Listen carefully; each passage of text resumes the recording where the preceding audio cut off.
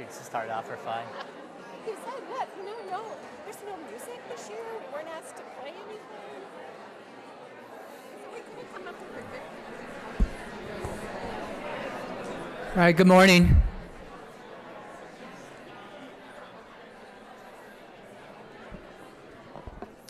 Want to welcome everybody to Seattle and joining us for the 2012 UW Ham course.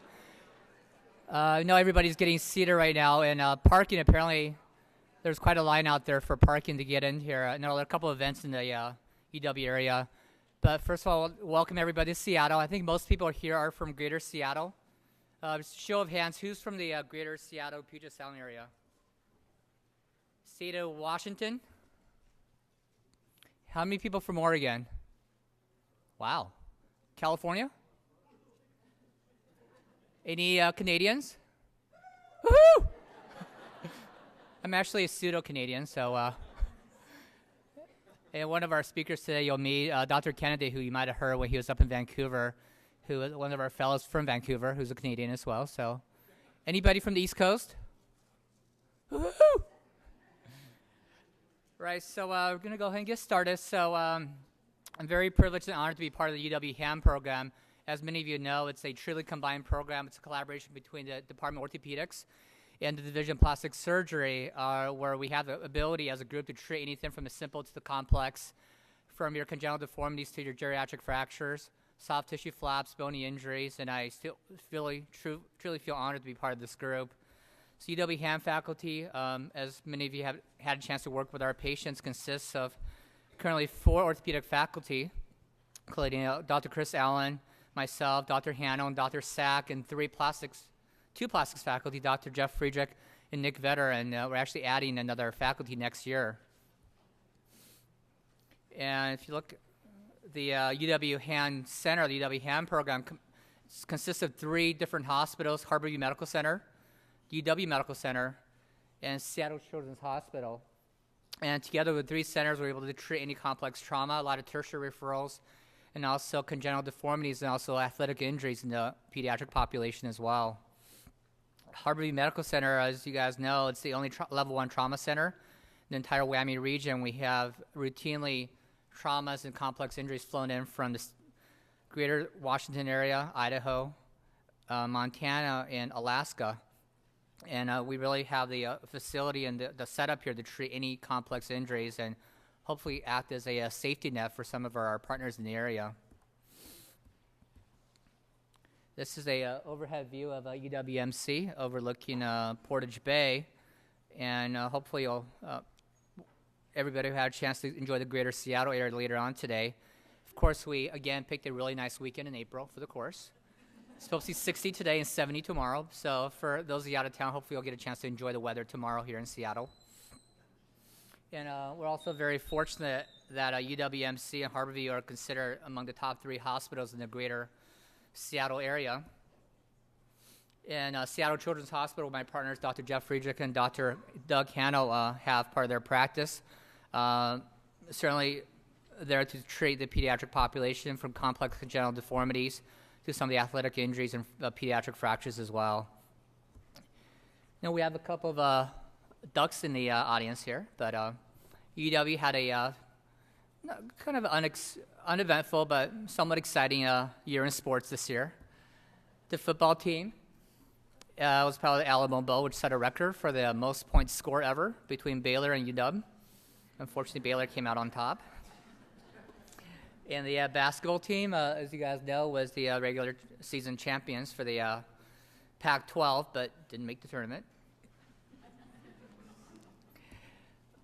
For those of you that were UW football Husky fans, this was the last home game this past year for Husky Stadium. So it was built in 1920, and they're in the middle of a major renovation, a $250 million project, with the new Husky Stadium set to open in fall of 2013.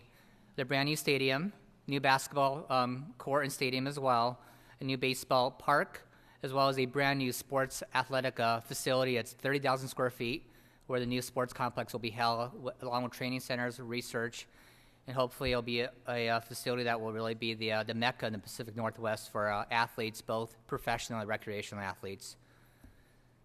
So for those of you who were at the course last year, the theme was I ain't broke, but I'm badly bent. So figure the next step would be looking at instability. So now they're not bent, but they're just a little bit floppy, a little bit unstable. As you all know, being therapists, instability, really looking at a balancing act between preventing instability and also preventing stiffness. So we're looking at 3 sessions today, starting with elbow instability, carpal instability, and finishing with DREJ instability. We'll have our expert faculty panel, starting with elbow instability, talk about the bony and ligamentous contributions to elbow stability. Moving on to carpal instability, led by Dr. Berger, who is, most of you know, is considered the authority on carpal instability and carpal anatomy. And finishing off with DREJ instability.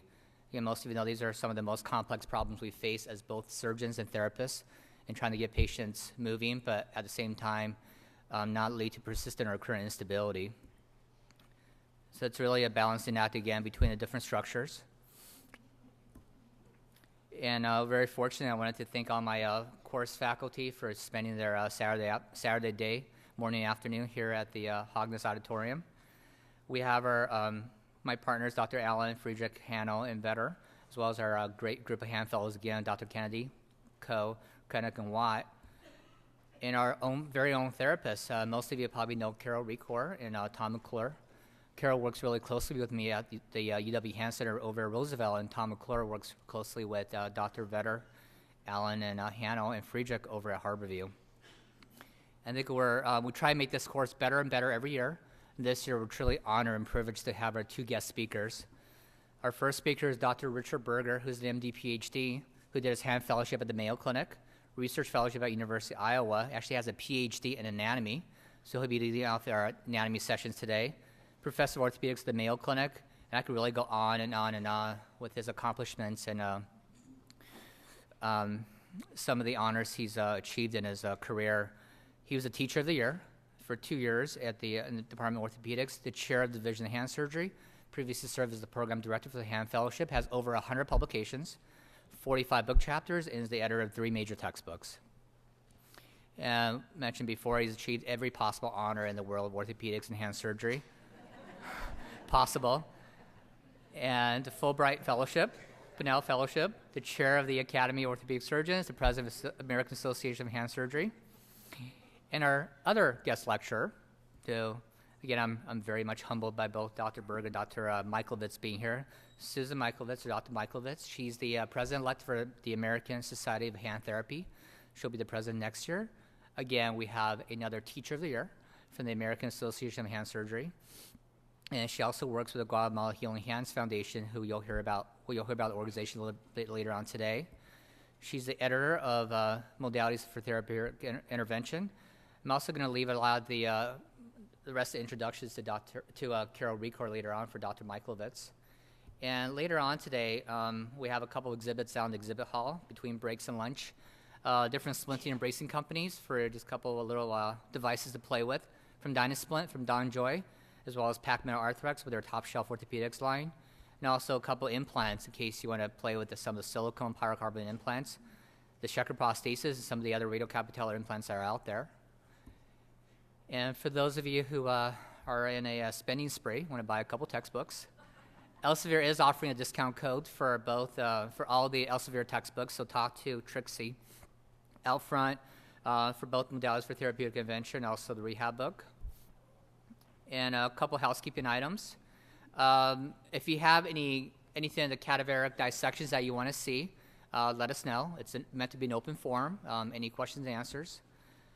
There are evaluation forms. We do take them very seriously. We want to try and make the course better and better every year, so really appreciate you taking the time to fill out the evaluation forms.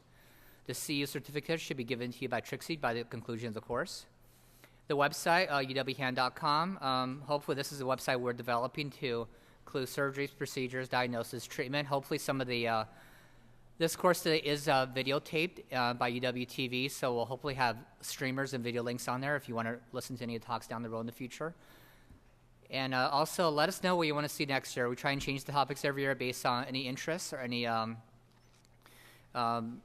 burning questions that you want to have answered for the course next year. Let us know. And restrooms, if you have to go. around the corner, up the hallway, just on the left-hand side. The restrooms are just around the corner. And special thank you again. This course, as most of you already know, most of the legwork is done by Trixie and Ryan, so I just want to give them a round of applause for all the great work they put in.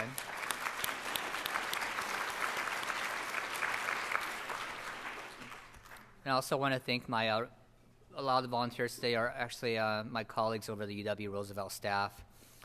And again, it's a beautiful day, beautiful weekend. Welcome to Seattle. And finally, I really want to thank all the therapists here for your expertise, your commitment and dedication. Certainly have the privilege and honor of working with quite a few of you on some of our patients. Not to embarrass anybody, but Kathy Elvins, is she in the room? Uh-oh. So one of the patients that we treated, one of our mutual patients, she actually came in every Saturday morning. She spent 3-4 times a week with our patient, and she's worked with her for the last year and a half. This is a 15-year-old teenager, had a horrible injury. I really, again, not to want to embarrass her, but thank you, and also thank every one of you for taking care of our patients. As we all know, our outcomes wouldn't be the same without your great work. Thank you.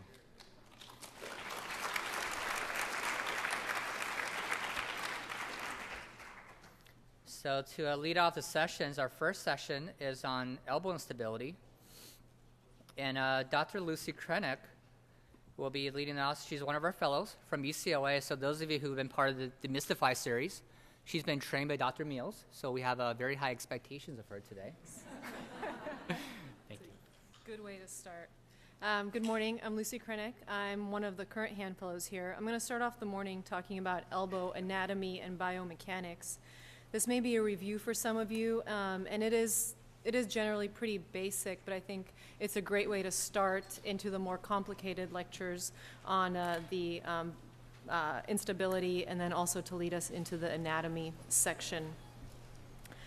So I'll start with the basics, beginning with the bony anatomy of the elbow, which is really unique in that there are multiple joints within one capsule.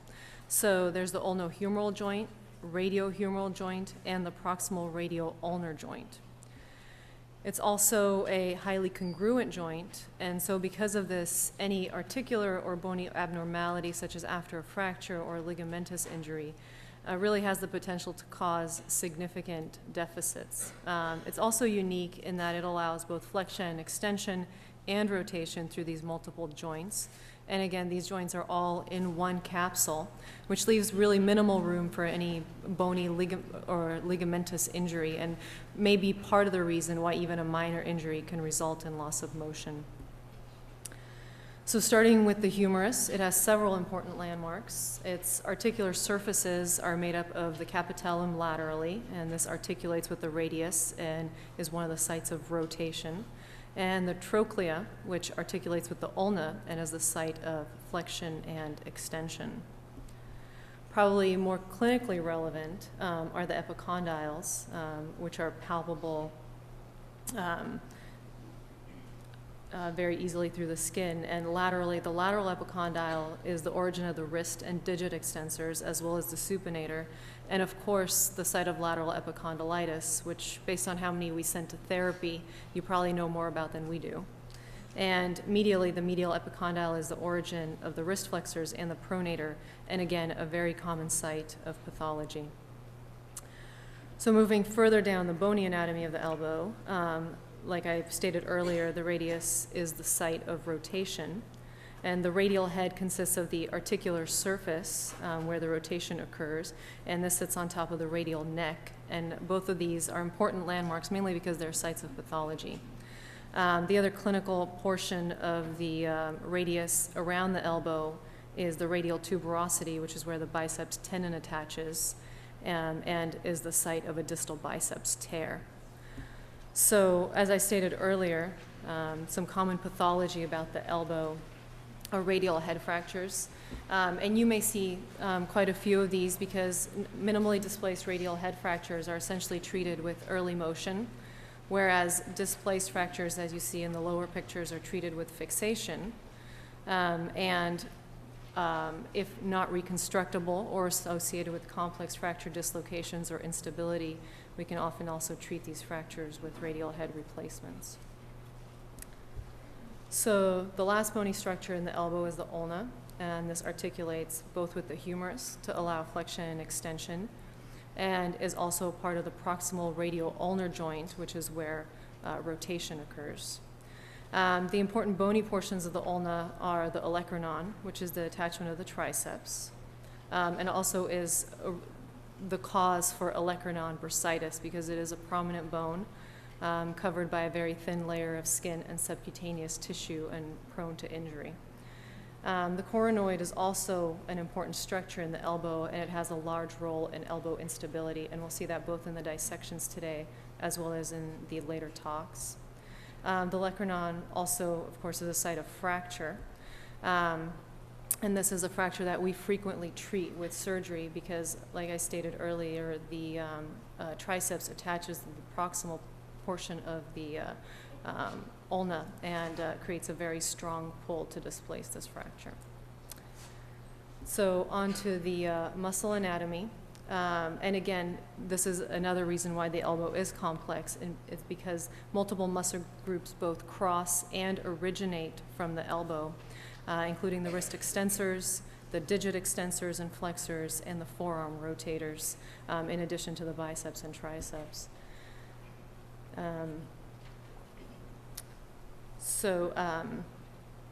The elbow flexors are the biceps and the brachioradialis. I'm sorry, the brachialis. And the biceps, when we most frequently hear about it in elbow anatomy and pathology, is the site of the distal biceps rupture, and this typically occurs in middle-aged males, presents with bruising and pain in the antecubital fossa, and as you can see in the lower picture, the Popeye arm, which is where the biceps retracts proximally, actually makes it look like a larger muscle, but in fact is a distal biceps tear. And surprisingly, these injuries actually don't result in a significant loss of flexion strength, but they do result in a very significant loss of supination strength, as the biceps is the strongest supinator of the forearm.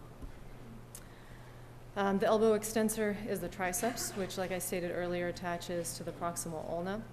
And clinically, there's really not a lot of pathology that we treat in this area, but in elbow surgery, its management is very relevant, and it's very relevant both to us and to you when you see patients post-operatively. The triceps effectively blocks an adequate view of the elbow, and so for essentially all elbow surgery, whether it's for fractures or for elbow replacement, we need to somehow move it out of the way. And there's multiple ways of doing this. Some people prefer to perform an olecranon osteotomy where the bone is actually cut and then fixed, and this allows very stable fixation and likely can allow very or more aggressive rehab. The triceps can also be detached and then repaired, which may limit rehab, which is one reason that we try not to do this. We can also perform triceps sparing procedures. And so it's important when you do see a patient with some sort of elbow pathology or post-operatively to know what sort of repair the surgeon performed and how they would like the triceps treated. So moving on to the medial elbow, the next thing I'll talk about is the flexor pronator mass, as well as the wrist flexors and the pronator, both of which attach at the medial epicondyle. And this is, of course, a common site of pathology for medial epicondylitis, which we call golfer's elbow, but is not necessarily at all associated with golf or any type of athletics. And it's pain at the origin of the flexor pronator mass and elicits pain with pronation and wrist flexion. Onto the lateral elbow, this is made up of multiple muscle groups. These are the mobile wad, the common extensor tendon, and the supinator. The mobile wad consists of the brachioradialis, the extensor carpi radialis longus, and the extensor carpi radialis brevis. And here again is another probably better picture of the lateral elbow. And here you see the common extensor tendon, and again the ECRL, the ECRB, the digit extensors, and the wrist extensors. So a large amount of muscle on the lateral aspect of the elbow. which is also, again, a very common site of elbow pathology. And again, lateral epicondylitis, something that both we and probably you see quite frequently. And the muscle that's probably the culprit in all of this is the ECRB. And again, probably not necessarily associated with athletics. And treatment is therapy, followed by more therapy, where some people may perform a steroid injection, and occasionally we do resort to surgery. So the last set of muscles are the forearm rotators, and these are the pronator teres. And then for the supinators, again, like I mentioned earlier, the biceps, which is actually a very strong supinator, as well as the supinator muscle. So onto the neurovascular anatomy, and the complexity of the neurovascular anatomy of the elbow is the reason that many surgeons are afraid of the elbow. It is all the nerves and the vessels that supply the hand and essentially give the upper extremity the function that it has, run through the elbow, very close to capsular and muscular structures, and so are at risk with essentially any type of procedure that we do. So we'll start with the ulnar nerve. This is probably the one that we treat the most at the elbow. This passes behind the medial epicondyle. It supplies the flexor carpi ulnaris, the hypothenar muscles, and importantly in the hand, the interossei. It also gives sensation to the ulnar side of the hand. And again, for pathology of the ulnar nerve, we see this quite frequently in cubital tunnel syndrome, which is compression of the ulnar nerve in and around the medial epicondyle, which results in numbness and tingling in the small and ring fingers. And we typically treat this, again, you're typically starting with conservative measures, but often resulting in surgery. So onto the radial nerve. This innervates the muscles of the wrist and digit extension, and right in front of the elbow, in kind of a vulnerable area, it splits into the superficial radial nerve, which gives sensation to the dorsum of the hand, as well as the posterior interosseous nerve, which is the nerve that supplies essentially the majority of the muscles that extend both the wrist and the digits. Pathology of the radial nerve is a little less common than when we see with the, quite less common actually than what we see with the ulnar nerve. And we see it in two different ways in the forearm, and one is radial tunnel syndrome, which is simply forearm pain without weakness and can be quite difficult to diagnose and treat, as well as posterior interosseous nerve syndrome, which is actual compression of the posterior interosseous nerve. And this does result in weakness and deficits, which result in weakness of wrist extensors and the digital extensors. And lastly, the median nerve. This travels anterior to the elbow joint and innervates most of the digit and wrist flexors, as well as the thenar musculature, and again, gives the thumb most of its function. And although we see carpal tunnel very frequently, median nerve compression in the forearm is much less common. And here it can be compressed by any of the multiple structures that it crosses on its way down to the forearm and hand, and results in weakness of the median innervated muscles, similar to carpal tunnel syndrome, but involving some wrist flexors as well. And finally, just to finish off the neurovascular anatomy, is the radial artery. So we'll see that in the dissection today. And this runs anterior to the elbow. It runs with the median nerve, and then in front of the elbow, once again, divides into the radial and ulnar arteries. So onto some biomechanics and some motion. Just to define normal.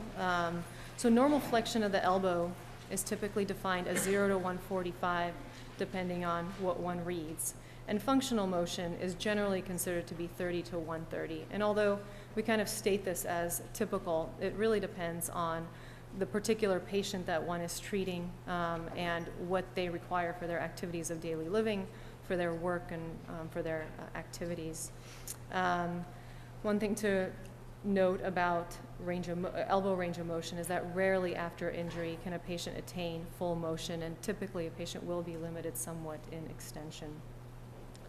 And then in terms of rotation, normal pronation is typically stated to be about 75 and supination 80. But again, there is a range. And functional motion is generally considered to be 50 and 50. And the common scenario where we see limited rotation is in forearm fractures. but probably more commonly in distal radius fractures where supination tends to be limited. And so finally onto elbow stability. So I'm going to just touch on this with a few slides because the next two talks discuss this in much more detail. There are multiple contributions, first of all, to elbow stability, and these include bony articulations, ligaments, as well as the muscles that cross and originate at the elbow. The primary stabilizers are generally considered to be the medial and the lateral collateral ligaments. The medial collateral ligament, of course, on the medial side of the elbow consists of the anterior bundle, the posterior bundle, and the transverse ligament. But really the most important portion of the MCL is the anterior bundle, and we'll hear a lot more about this in the next talk, but this is the primary valgus stabilizer. And it originates from the medial epicondyle and inserts into the ulna. And this is what's typically injured in overhead throwing athletes, particularly in pitchers. And then laterally, we have the lateral collateral ligament complex, and again, it's made up of multiple thickenings of the capsule. And the most important structure on this side is the lateral ulnar collateral ligament.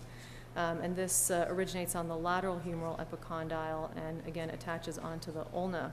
And this is the essential lesion in posterolateral rotatory instability, and it's probably also the essential lesion in posterolateral elbow dislocations, which are the most common type of elbow dislocation. So the ligaments that I just talked about are the primary stabilizers. However, there are multiple other stabilizers about the elbow. And these really become important when the primary or any of the stabilizing structures are injured. And these include the radial head, the joint capsule, and also very importantly, the extensor and flexor muscle origins. So that leads to the last topic, which is elbow dislocation.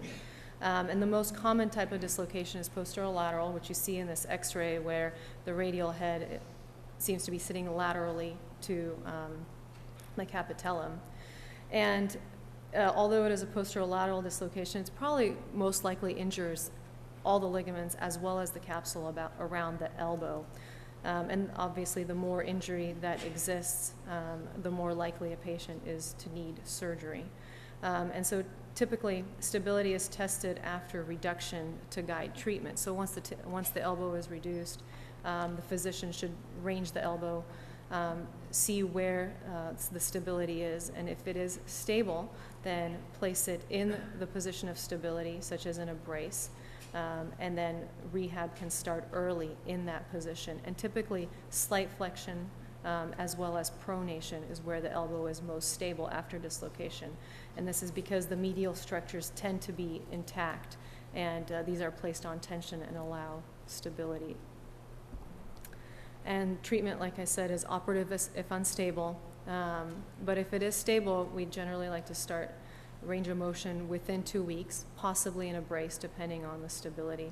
And active range of motion tends to be better for these than passive. And this is because both the extensor and the flexor muscles are being activated, and these help to stabilize the elbow joint. So some final thoughts. The elbow is a complex joint, and like I've said several times, there are multiple articulations allowing motion in more than one plane. There are multiple muscle groups, very important neurovascular structures, and it is a very common site of both minor and major injury. Thank you.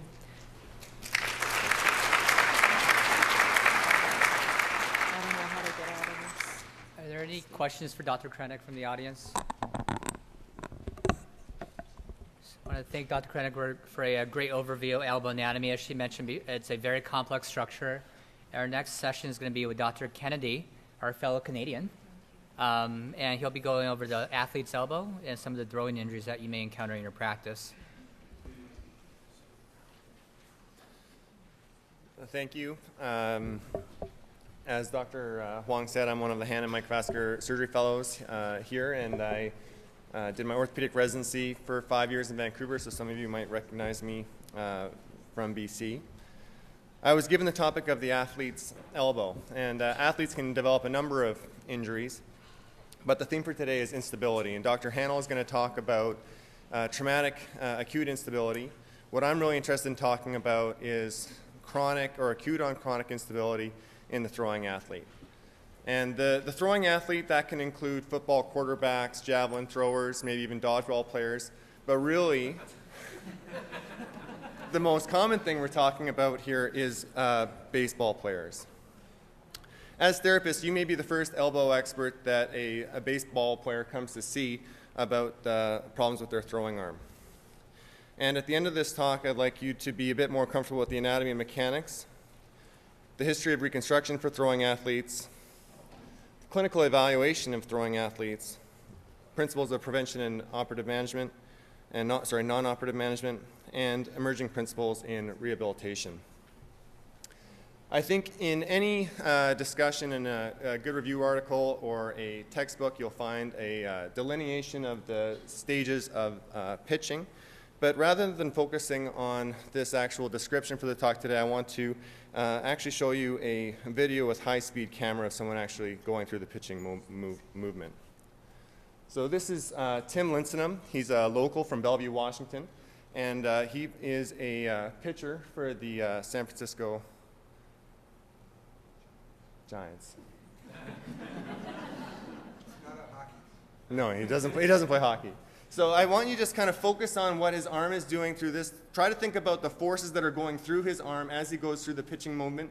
He's now accelerating his arm in his whole center of gravity is also moving forward as he releases the ball.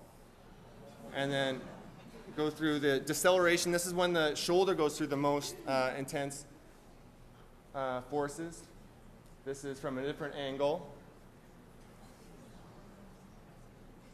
And one last time.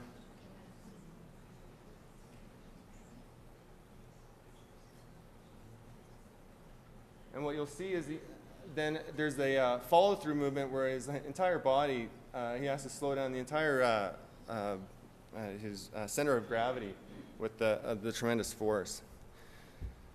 So he can pitch it at speeds up to 97 miles per hour, or 157 kilometers per hour if you speak Canadian. And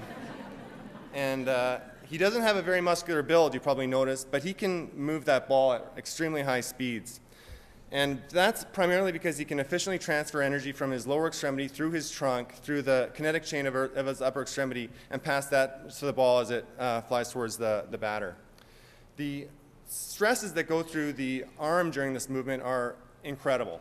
So if you actually applied the amount of rotational stress to a cadaveric humerus, it would snap at like half the force that goes through an arm for a pitcher in the Major League Baseball. And the strain on the medial elbow ligaments is at the level of failure, close or at the level of failure. So some of the other soft tissues, are barely holding things together, and that's why we have such problems with throwing athletes. And there are case reports described of actually the humerus fracturing in pitchers. The bone mass in the pitching arm, if you talk to some of the basic scientists here at UW, will tell you that it's significantly greater than the other side, greater than 35%. The bone morphology is totally different in a throwing arm than the contralateral arm. So I think Lucy did a really good job of going through the anatomy, so I'm just going to kind of fly through some of these images. The ulnohumeral joint is a very congruent joint. In the terminal 20 degrees of extension, the olecranon actually keys right into that olecranon fossa, so keep that in mind when you're trying to examine the ligaments of the elbow. As we said earlier, the primary stabilizers of the elbow are the ulnohumeral articulation, the medial collateral ligaments, and the lateral collateral ligaments. And the medial collateral ligaments are the ones that stabilize most against valgus stress. There's the anterior bundle, the posterior bundle, and the transverse bundle. The transverse bundle doesn't seem to confer that much valgus stability with our current understanding of ligament anatomy. The primary restraint is the anterior bundle, and the posterior bundle is really seems to be a restraint to internal rotation of the forearm, as opposed to being against valgus stress. Microscopic dissection shows that the anterior bundle actually has two bands. This isn't really identified at surgery, but when you do careful dissection with the aid of a microscope, that's more obvious. And the anterior band and the posterior band have different amounts of tension through the range of motion. The central portion of it is pretty much isometric, though, throughout the range of motion, and doesn't incur much more strain. So if we, it's also important to recognize that the capsule and the surrounding muscles, I think Lucy touched on this, they all work together, and they're all very closely interdigitated. So although we're using a lot of line drawings to kind of describe things, when you actually go in during the time of surgery, they're very highly interdigitated with each other. The lateral collateral ligaments are more important in day-to-day activities, but for the pitcher, it's really the medial elbow structures. To meet the demands encountered in baseball throw, the ulnar collateral ligament would have to be about 2.5 times the thickness that it is in the normal anatomy. So at this point, I'd like to kind of talk a little bit about the history of procedures for the medial elbow, particularly for pitchers. This is quite topical right now. Next month's ESPN MLB has a whole section for this particular topic. In 1974, Tommy John was a 31-year-old left-hand dominant pitcher for the Dodgers, and he had the best record in the National League. And they were playing against Montreal, and he all of a sudden developed this acute instability in his left elbow. It wasn't painful, he just couldn't throw the ball. And he tried a couple times, and he called a timeout, saw the orthopedic surgeon for the team, who's Frank Jobe, and he was told that the medial elbow ligaments were gone, and that this is probably going to be the end of his career. They tried non-operative treatments, but eventually Dr. Jobe offered him a reconstruction which had not been performed before. This is kind of a basic line drawing of what that reconstruction looked like. He harvested his palmaris longus, passed it through bone tunnels, through the ulna and the humerus in a figure-of-8 fashion, and sewed it back onto itself. He spent the entire 1975 season in rehab. He worked with one of his teammates to completely change. There was a lot of rehabilitation and changed the way that he pitched as well. He talks a lot about how he started to get his hand more underneath the ball with his wrist more extended. Maybe that would cause some passive stretch of the medial elbow structures. He also worked on some of his lower extremity stuff, and regardless, he went, not only did he return, he came back to play or win 164 games. He played for another 14 years, which was unheard of at that point. And when he retired, he was actually the oldest player in the major leagues for his last 2 years of his career. He retired at 46. So a pretty successful result for a surgery that hadn't been performed before. Dr. Jobe gave him about 1 in 100 odds of returning to professional baseball. And this procedure has been used multiple times since, and recent studies report return to Major League Baseball of between 76 and 92%. So it's become a very common and successful procedure. So you're going to have patients that are going to come into your clinic that are going to have problems with their elbow, and so having some idea of how they're going to present and how you're going to evaluate them is going to be useful. If they have an acute injury, they may come in saying that there was a pop or a sudden pain. They may even have swelling or bruising or an acute inability to throw. More often, it will probably be chronic symptoms, persistent pain, decreased velocity, and decreased accuracy.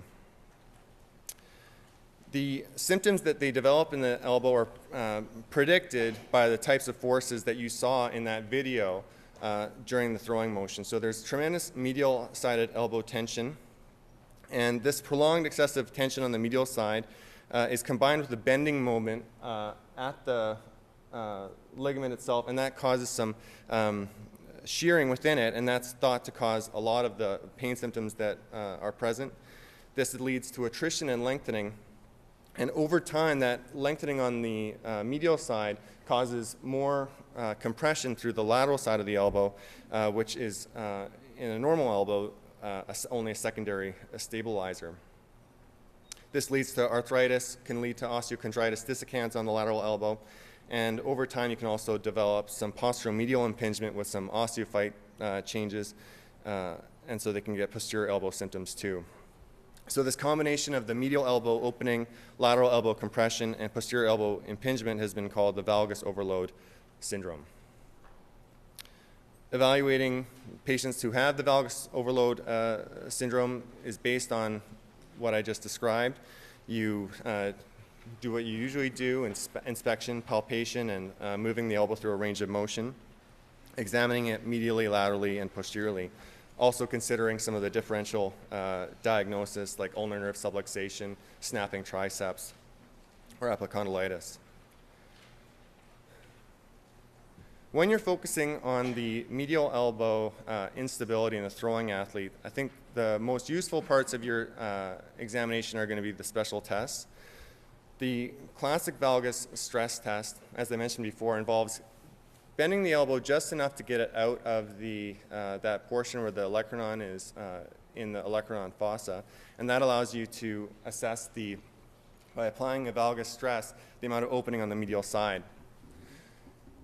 Lateral-sided elbow instability can fool you if the elbow is in a supinated position, because that posterolateral rotatory instability that Dr. Kinetic was talking about, and when the arm's supinated, that's when that can happen. So it can be helpful if you think you might be getting fooled, pronate the forearm to stabilize that and then reassess it.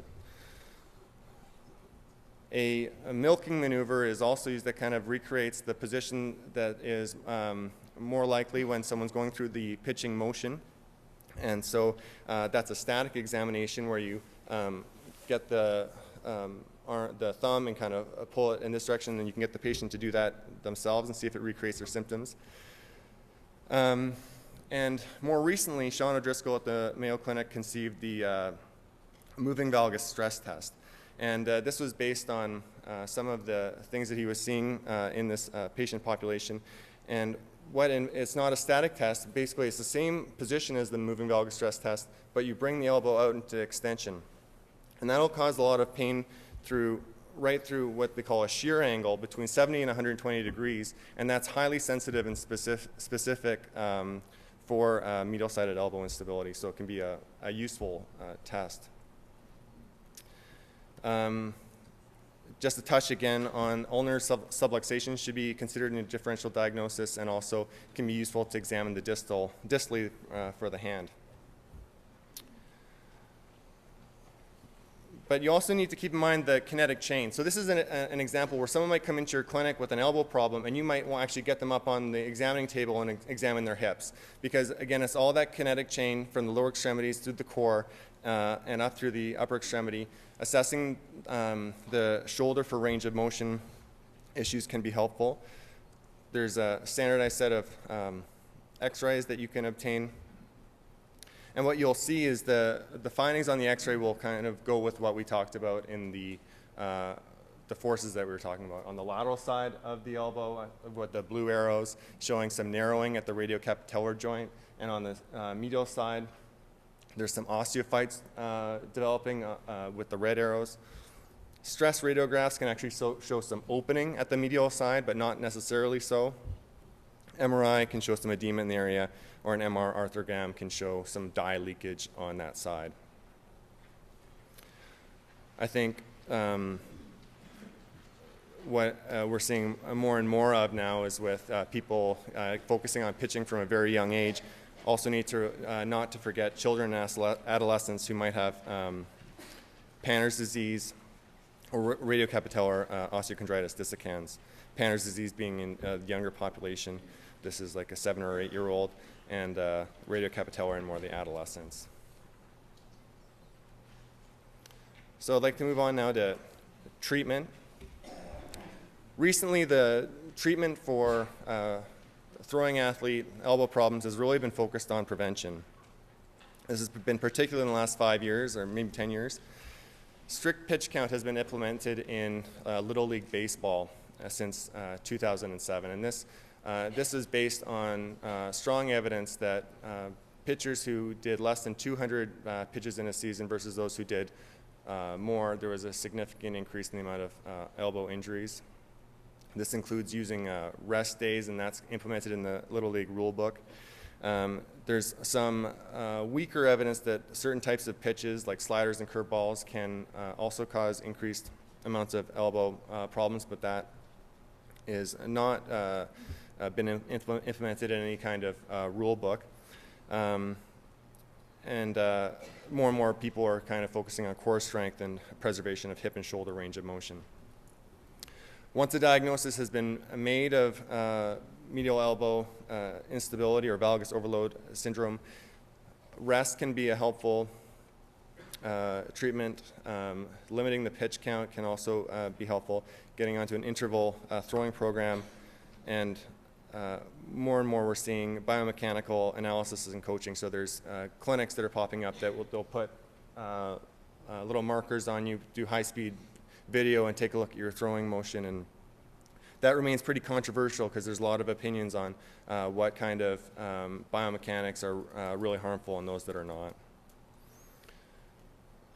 It can be helpful when you're seeing patients who have this problem to really take a step back sometimes and talk to them about whether they really want to continue pitching.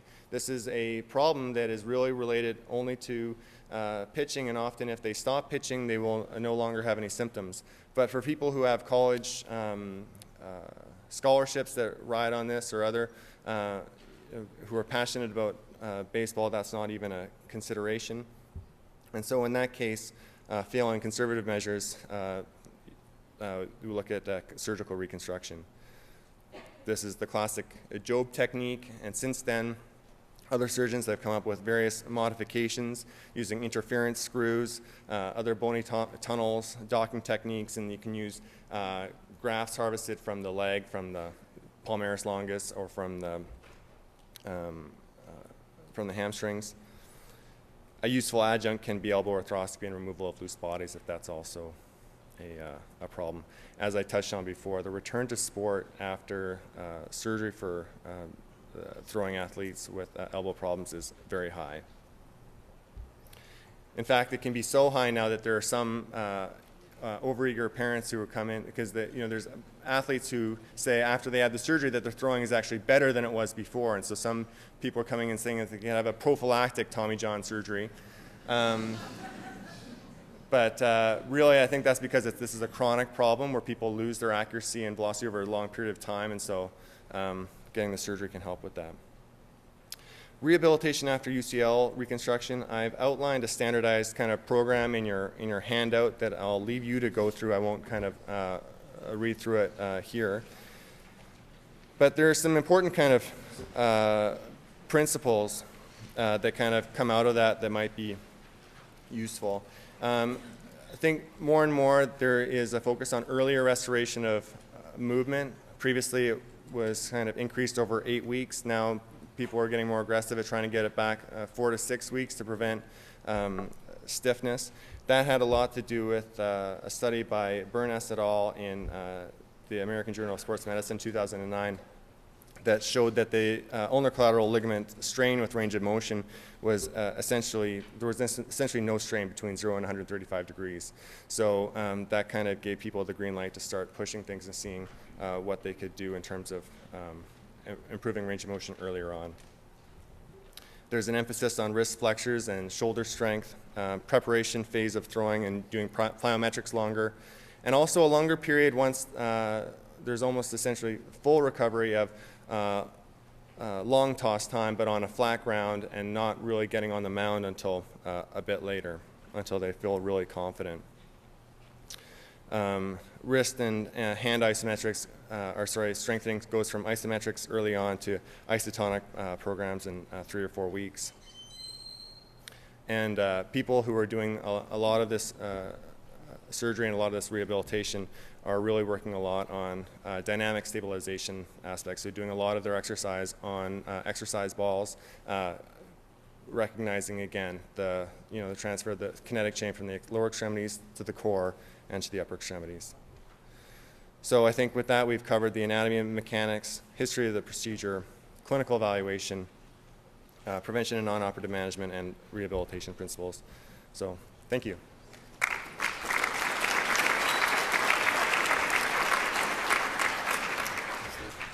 Thanks, Steve, for a great talk on the throwing athlete. Any questions for Dr. Kennedy? Right over there.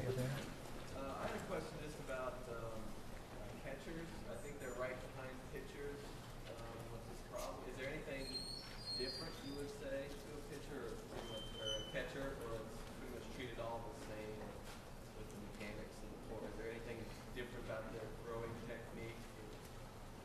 player? I can't think of any significant differences. I think the one thing that they recognize is the number of pitches is the biggest thing. So I think the catch is having a lower pitch count.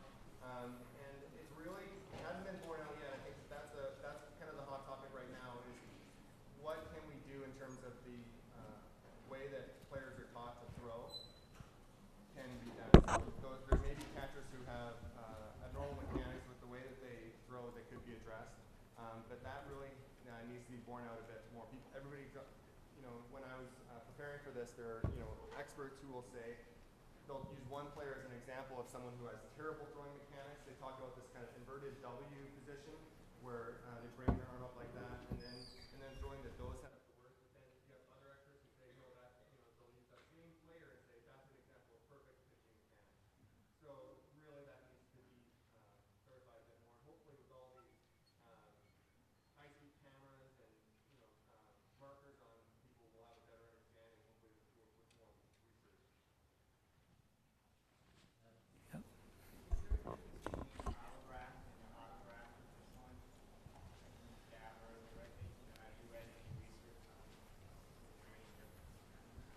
I'm not that familiar. I mean, with that specific question to this problem, I think the impression that I have, and maybe some of the other faculty here could comment on that, but my impression is that the allograft tends to lengthen over time. And so there has been a shift in practice anyway to really try to go autograft first. And it's arguable whether you want to use the palmaris. Palmaris is a bit small, so people are using gracilis. But it really depends. It's surgeon dependent. The advantage of taking the allograft is the lack of donor site morbidity. A lot of surgeons are focusing on using the planted foot, the leading foot, for the gracilis as a good option. So.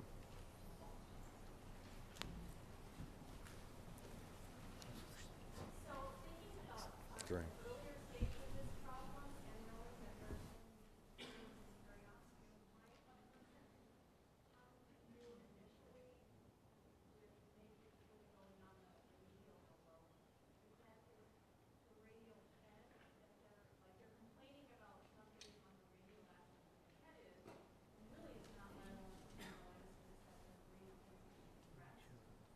Well, when I was working with Dr. Hannell, he might be able to comment on this, but there is, in North America, we really value athletes who are able to focus on one area, from a young age, recognizing great pitchers and kind of really encourage them, and also they encourage them to work through pain and not to really focus, and the therapist will encourage them from the team. And so patients will show up at a very established stage, and so I think it can be really useful for some, because sometimes once we see patients who have advanced radiocapitellar osteochondritis, sometimes that ship has sailed, and we just have to tell people, listen, you're not going to be able to be that kind of athlete that you want to. But maybe if they had had a simple X-ray earlier on, there could be some identification of that, and they could focus on. We should probably be encouraging, and Dr. Hannell has done this when I've been working with him a few times, say to patients, listen, you need to focus on some other sports, do some cross training. You don't pitch all the time, all year round, and that's all you do. And I think that's hard for some parents and patients to hear. So I think as therapists and for our other primary care providers who are frontline seeing patients, it can be really useful to say, hey, let's get an X-ray. Let's get you seen by someone who sees elbows on a regular basis. I would encourage if you do have a throwing athlete in this Seattle area who has elbow problems, to at least consider getting an X-ray, but maybe even consider seeing Dr. Hannell earlier on so that they could get some better preparation. Because sometimes we're seeing people that it's just too late. So Dr. Kennedy and Dr. Kinetic will actually be leading the cadaveric sessions later on, and hopefully be able to go over some of the key points for anatomy and biomechanics. Our next speaker is Dr. Doug Hannell. As many of you know, he's considered the authority and a preeminent expert on post-traumatic elbow reconstruction. I think the average patient that he sees has had 2, 3, 4 surgeries done at several places. So next topic is going to be looking at instability following elbow reconstruction or elbow surgery. Thank you.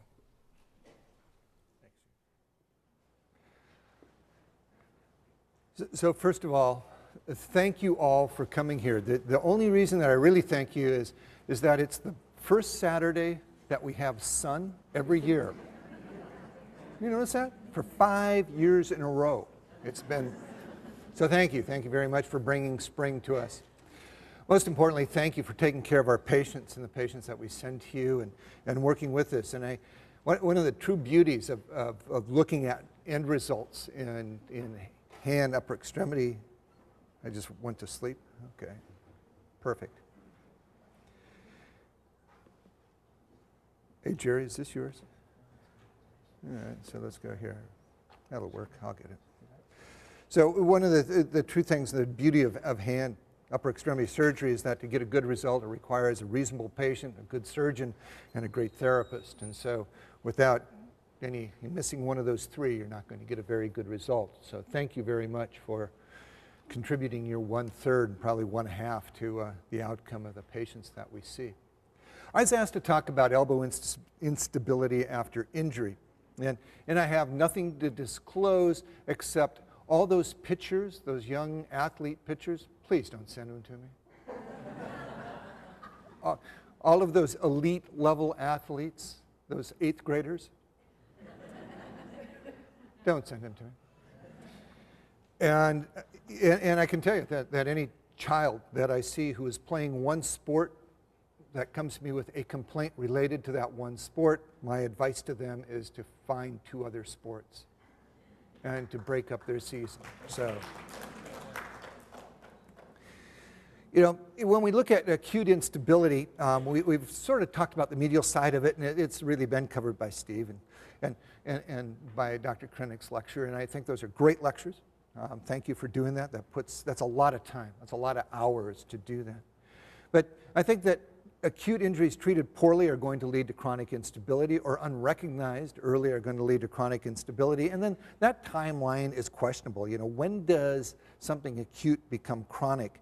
Because the outcomes of multiple attempts at the same acute injury, does it become chronic at the 2nd attempt or the 3rd attempt? And we'll look at a case. And this is typical of my practice. This is a 65-year-old guy who's really, really smart, but really enjoys building his house as he falls off the roof. Okay? Yeah. How many of us are there? Yeah, there's tons of us out there. So, you know, he has this radial head fracture. He has what's called a type 1 coronoid fracture, which is just a little chip fracture. He dislocates it.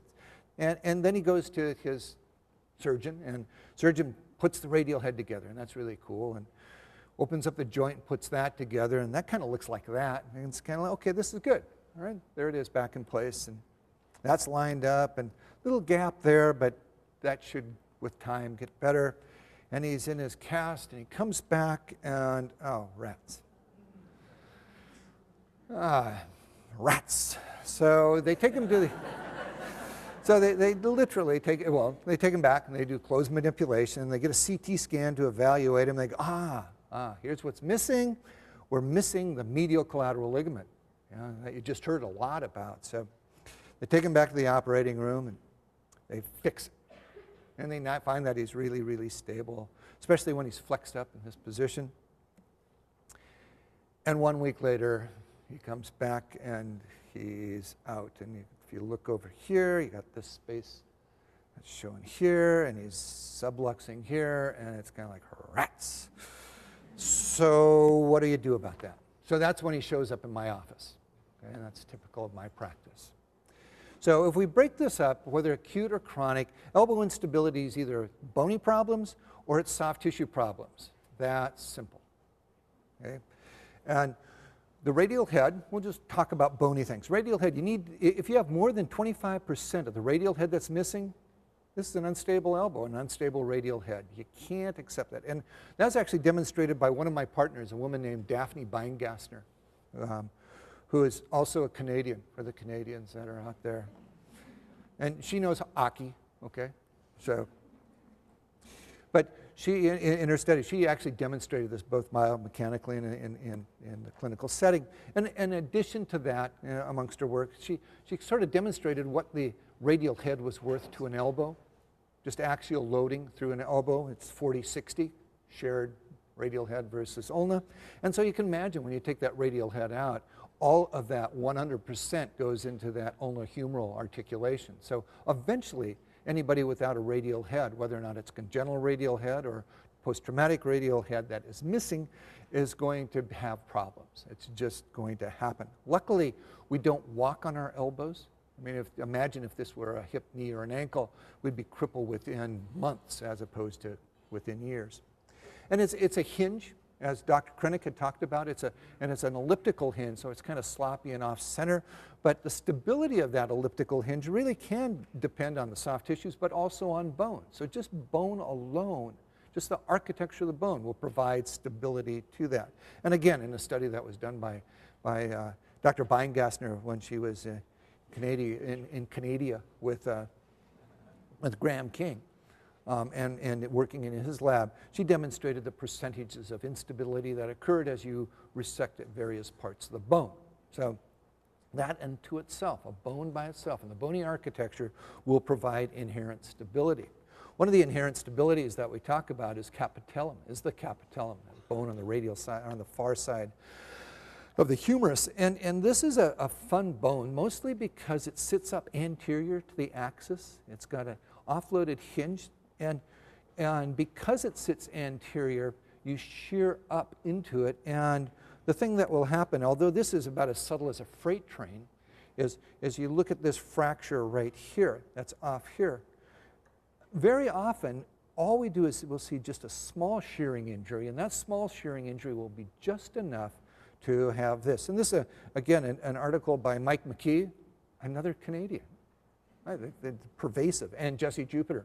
On shearing fractures of the capitellum and looking at that in place. And until we put that in place, we are not going to be able to stabilize the wrist or the capitellum. And that's what we do when we do that. We're not going to talk much about that. How about the underappreciated coronoid? This is the coronoid right here. This area right there. And usually when we see coronoid fractures that lead to instability, there's fracture lines that are going through it all the way down here and across in this region right here. But in this case, little tiny chip, nothing. Well, in order to have that little tiny chip show up on that x-ray, what has happened is the elbow has dislocated and sheared across that. And it's taken the anterior capsule with it when it does that. And so when you look at this and you look at our friend that we looked at originally, maybe that little tiny chip of stuff right here represented all of this anterior capsule that is coming off. And so it's not the little, that little tiny innocuous chip isn't so innocuous. The other thing that can happen is that if you happen to shear over onto the far ulnar side of the coronoid with a little compression fracture that's kind of underappreciated here, right there, that will lead to chronic instability. And the usual history is it just doesn't feel right. It hurts a little bit, might have some limitation of motion. X-rays pretty much look normal in that particular setting, and you'll get this opening sign over here. And really what has happened is there's a compression fracture right there, that little piece right there, and that leads to anteromedial rotatory instability. And it's associated with medial ligament instability also. So then you get into malunions, non-unions, and everything. And this is very kind of typical of my practice here also, is patient comes here, gets fixed somewhere, and then they come back looking this. And this has got to be the most acute destruction of fixation that I've seen. He still has his staples in from his previous operation. So that effort just really didn't work well for that particular patient. How about soft tissues? Anterior capsule, we talked about that earlier. It shears off, and it can be associated with that little tiny chip fracture off of the anterior coronoid. The lateral side of the elbow is really cool because all of the elbow dislocations, that's not true, there's never all. The great majority of elbow dislocations and problems that you'll see after elbow dislocations occur because the elbow goes out posterior and lateral like boom, and out this way. And it hinges on an intact medial collateral ligament. And that gets popped back in place, and the great majority of those patients heal. They do great. But those that don't will have a chronic instability pattern that becomes posterior lateral rotatory instability, or PLRI. And then we heard about the medial collateral ligament from Dr. Kennedy, and I have nothing to add except that one of the problems with the untold story of Tommy John surgery is that one of the reasons it took him so long to rehab is it took him that long to recover from his ulnar nerve palsy. That was associated with Tommy John surgeries. And how many of you in your practice have seen a lot of athletes that have an ulnar nerve that's out after their Tommy John surgery? And so that's one of the problems that has been addressed, and is addressed very well by very good elbow sports medicine surgeons. So how do you make the diagnosis? Well, it's either obvious, or the patient comes in and says, it's just not right. And that was sort of the complaint of Tommy John on the mound. It all of a sudden went from, it just wasn't right. I can't throw anymore. I can move my elbow, I can do everything. It's just not right. So it's painful, it gives away, you have a sense of instability. And there's that full spectrum. We talk about low energy injuries or chronic repetitive low energy injuries, which are all of the Tommy John stuff.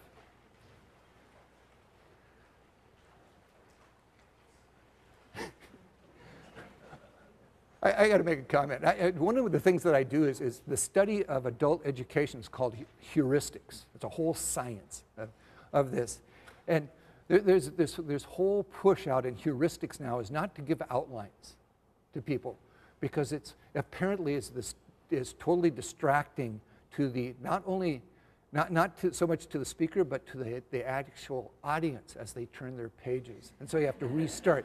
So now we are restarting this lecture. So either that or you make an outline that's only 1 page long. But it's great. Thank you. So it's either low energy or we're high energy, and high energies are very, very obvious. It's low energy injuries that are kind of tough to diagnose. And we touched on that a bit. And this is one of those very simple things. Patient comes in and goes, it's just not right. And you can't figure out whether or not it's in this patient's head or what's going on. And I'll show you something that's very simple to do, hopefully. Maybe. It isn't going to go. Okay.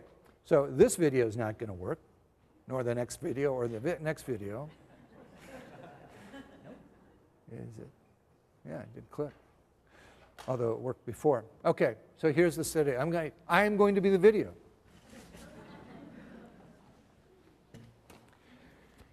Any patient that is sitting in a chair from a sitting position like this, that can do this, that can do a sit-up off their hands, or a stand-up from a sitting chair like this, and then come down, and then go back up. Anybody that can do that, their lateral elbow, their radial head, everything about their elbow is intact. And so you're not going to have to do very much with that patient other than work on strength and endurance. There isn't much internal going on. The other test that was alluded to was the milking test, and I'm going to need a guinea pig. Dr. Huang. And the milking test is really good. So I have a seat right here. And what I'm going to have him do is we're going to test this elbow right here for medial instability. And he's going to turn his hand over like this. And I'm going to roll it so that it's up in external rotation. How's your shoulder? Fine. Good. Okay. Relax. I'm going to take this hand. I'm going to milk his thumb, and I'm going to take it through a range of motion right here. And that's the varus or continuous varus stress. And both of those studies were designed by, or championed by, thank you very much. Hand for Dr. Wang. So, see you in clinic next week. Yeah, we'll take care. Just stay NPO. Both those studies were popularized by surgeons at the Mayo Clinic. John O'Driscoll, and before him it was Morey, and before him it was, and I'm blanking on his name, sorry.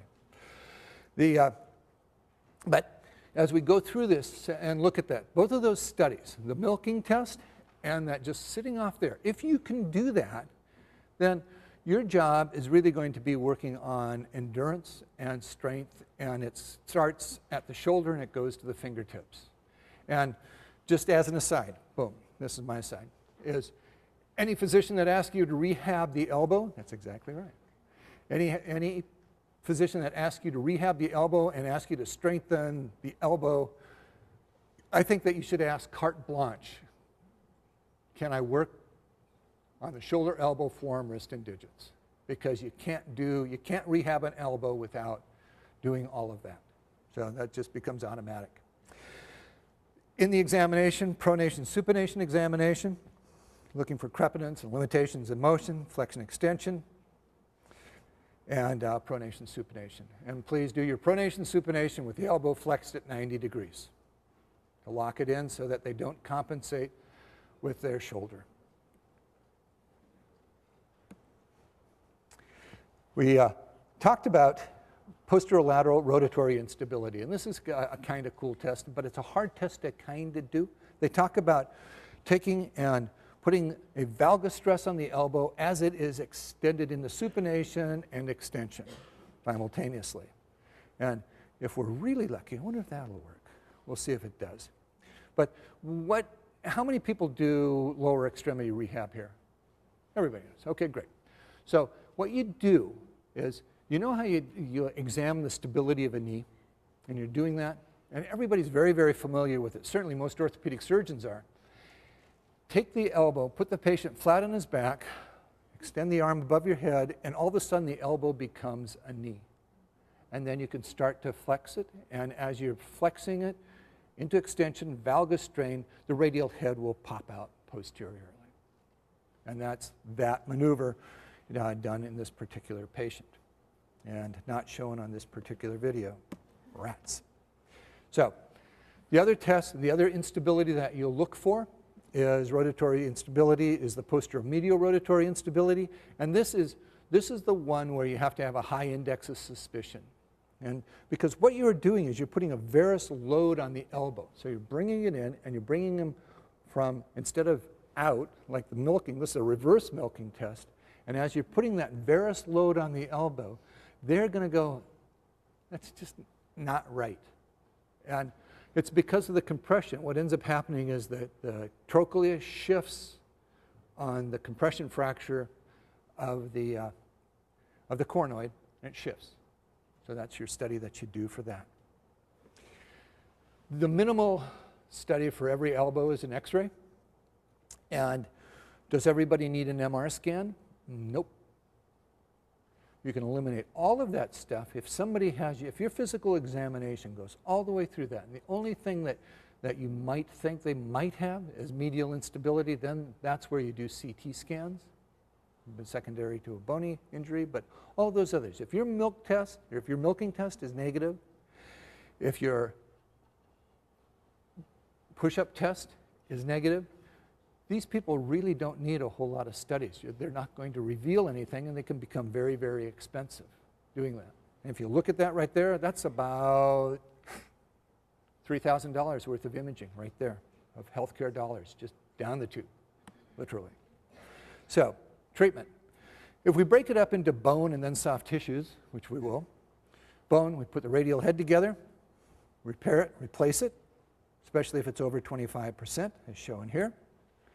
We, in order to put the humerus together, we lift that triceps out of the way, and this is the olecranon split off of here, lifted up on the triceps. We put the bones together like this, and this is the right way to do this in a case that was done by one of my other partners, Dave Bure. And you don't do this. You don't do this because the only way of treating this in this particular patient was to convert it to this. And for me, total elbow arthroplasty, which is something I do, cripples your patients. It is a terrible operation. It's an answer to a terrible, terrible, terrible problem. And the reason that it is they don't last as long as I would like them to last. So every time that I do a total elbow, I finish the interview and the procedure, and I look at them and say, how do you like me? because we're going to be seeing a lot of each other in the years to come, because every total elbow fails by nature and with time. So malunions, non-unions, treatment of the ulna. We look for those instability patterns. Some of them are pretty obvious. This is a patient who comes in and he has torn apart his fixation pretty quickly after his repair. So I take that apart, replace his radial head, fix his olecranon, put that in place, and we're shy of soft tissues. So I end up doing a local flap and then skin grafting behind that. And his goal in life was a Big Mac. And that was it. I mean, he was happy. His goal in life was a Big Mac. His goal is actually, where did he want to be at the end of this case? He wanted to be able to take a Big Mac and go like that. It's another success story. That's all that we have. So, soft tissue reconstruction, medial collateral ligaments. We talked about that with Dr. Kennedy. Soft tissue reconstruction on the lateral side in the acute setting. You can either fix it primarily, which we try to do, or we fix it with ligamentous reconstruction, which sort of looks like the other side of the Tommy John procedure. It's the same thing. You take palmaris longus or a local tendon, and you reconstruct the lateral collateral ligament. The anterior capsule we repair by fixing the coronoid and in a terrible triad, which is radial head fracture, dislocation, and anterior capsule injury. The first thing that we do operatively is we put our sutures into the capsule, we do all of our bone repair, and then the last thing coming out is we actually tighten that in place, just because that's the mechanics of doing that. So we address that first, although it is the last injury.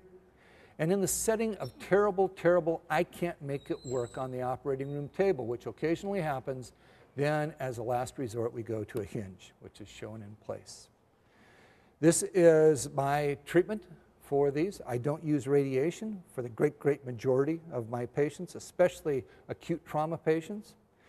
I don't use anti-heterotopic ossification drugs. They actually don't work, and we've demonstrated that. We rest for 3 to 5 days, and then we start gravity assist range of motion on everybody. And gravity assist range of motion for me is this and that. And I don't use aggressive passive range of motion. I do use gravity assist and work on range of motion only for the first 4 to 6 weeks post-op. Aggressive strengthening at 6 weeks plus. Resting splints are always with a neutral elbow inflection, unless it has somebody that I've taken apart a stiff elbow, and they're always immobilized in extension at night.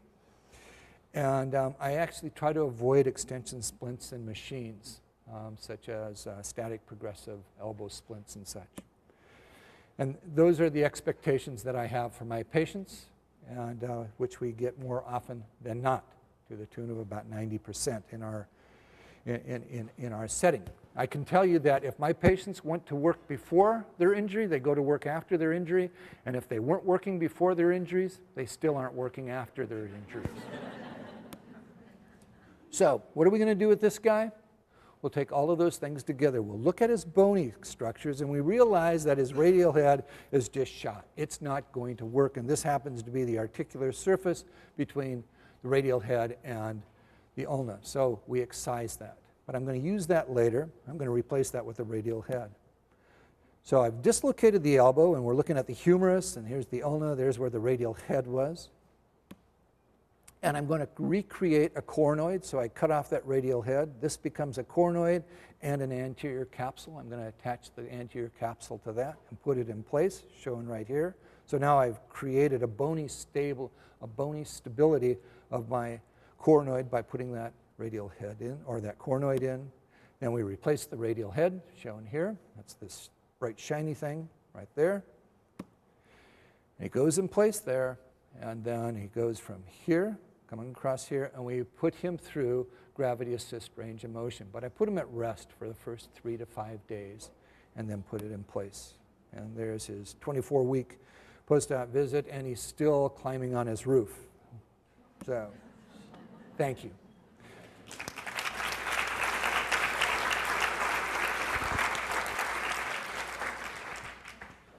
Now, I'm actually going to apologize. I have to leave. I'm going to go do a case, but I'll be back later on this afternoon. Thank you, Doug, for a great talk. Any questions for Dr. Hanno before he... Thank you. Just one quick question, Doug, if you don't Yes. mind. So the question was, what's the average lifetime of an elbow? Well, if it's of what? Of a total elbow. Okay, so if it's a knucklehead that doesn't follow my instructions, it can be 24 months. If it is somebody who follows my instructions, it's going to be somewhere between 7 and 10 years that I do the first revision. And then after that, it's about another 7, 10 years. But well, if that guy that does that at that 24-month mark, if they're tearing apart their elbows, and because of that, I argue that it's the one setting, if it's a young person, that they either put up with what they've got or they agree to an elbow fusion, because elbow fusions will last a lifetime. It's a terrible thing to do to somebody, but it is the only thing to do in a young person. I'm going to switch gears to Carol Recore. She's one of the therapists I work with at UW at Roosevelt, and just want to thank everybody for their great work and dedication. I really count on Carol to bail me out and hopefully give me a decent outcome some of the complex patients that we treat. So we're going to switch gears to look at the therapy aspect of elbow instability, really balancing stability and stiffness, and she'll go over some of the therapeutic interventions and some of the key pearls. Thank you. Thanks. Good morning. Thanks to all of you for coming. I also want to take just a brief second to thank the surgeons specifically. You know, they've done this every year for 5 or 6 or 7. I kind of lost count. And really, it's an effort on their part for them to be sure that they're developing the lectures for us so that we can understand them as therapists versus them talking to surgeons and their peers. So they're giving up precious time from their families to be here today, and I just really want to thank you guys for doing this year after year.